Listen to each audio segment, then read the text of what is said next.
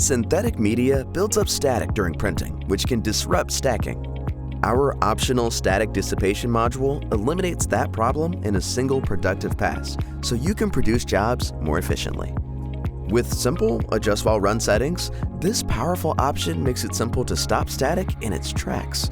Let's see how easy it is to use. The first step is to adjust the static dissipation module setting. A good starting point for most synthetics is 50. Run 10 sheets.